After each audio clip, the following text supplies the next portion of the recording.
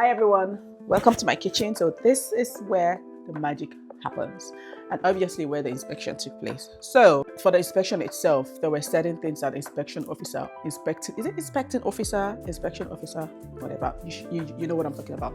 So there were some things that she wanted to see and be sure that they were in place. For example, she wanted to see how I separated my my home things from my business things. She wanted to be sure that there was like that clear demarcation and all of that. She also wanted to be sure that things that required labeling were labeled for like the expiration dates, things required labeling for like their use by dates, were labeled. She also wanted to see that things were like separated in accordance with their categories. For example, nuts, were kept away from other, non-nuts related stuff, and all of that. Although I did explain to her that I do not cater for allergens in my business, although I still take my pains, to put these notices out and all of that, but I do not cater for allergens. So I'm just going to show you some of the things that I did, how I labeled my stuff, how I separated my stuff, and the inspection officer was like really, really pleased, to see these things and all of that. So come along. Okay, so I did show her that, first of all, that I try to like keep things as separate and structured as possible. I have a place for purpose of structure and organization. This is how I arrange my stuff, my caking, some of my caking or baking equipment. I also have this one here where things are like put in their own place. And then to the most important part, this part, where I had all of the things labeled. So I have here my sprinkles, my colorings, my flavorings, and some other stuff. So you can see that for instance, with the label and dates, you can see that all of these things are like labeled. Same goes with the ones that are in here as well. And then another thing that I did was to ensure that I had things, put in its own place. For example, this is for my sugar and it's labeled as sugar. This is also labeled as, I think this is cocoa, and this is labeled, this is sugar, but still brown sugar. And I've got my self-raising flour, I've got my plain flour, I've got all things chocolate labeled in here, and all of that. So I did show her all of this and she was like quite pleased with that as well. We're now going to move over to okay, so when I was talking about the checklist, my pre-inspection my pre-inspection checklist, I did mention that I had, I had to ensure that I put up the checklist so that I would ensure that my records were up to date. And these records included my cleaning schedule. I've got my cleaning schedule here, my daily cleaning schedule, my weekly cleaning schedule, my monthly cleaning schedule.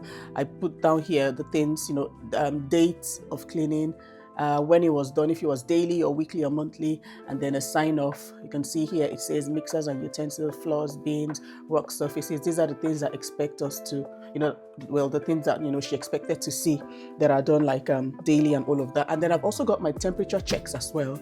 So I do record my temperatures at both AM and PM. For example, on the 2nd of September, I did for PM, I recorded with my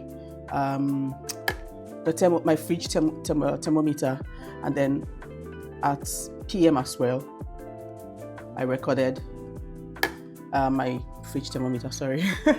And then also my supply and delivery checks. So for every time I receive a delivery, I always log that in, just so that if there's any problem or issue with a product, I'm able to do like a traceability. It all still falls under the HACCP, like the hazard control and all of that. So I did show her all of these things.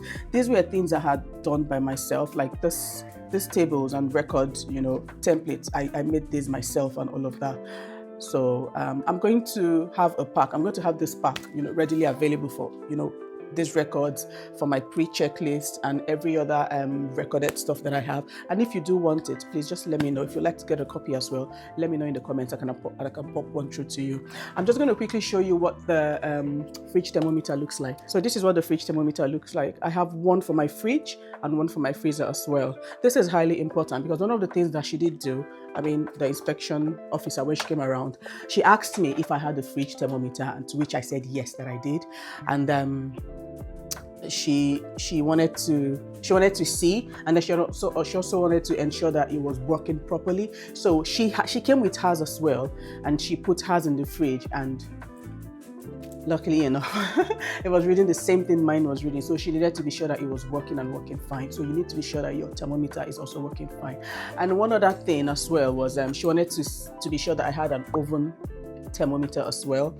So this is an oven thermometer. You just pop this in your oven, and then it lets you know at what temperature your oven is operating at. Because sometimes it might be, for example, let's say you have put on the external setting on 130, but then when you actually like check with a proper thermometer, you can see that it's actually at 150 or 160, and all of that. So this is where this comes in to help and all of that.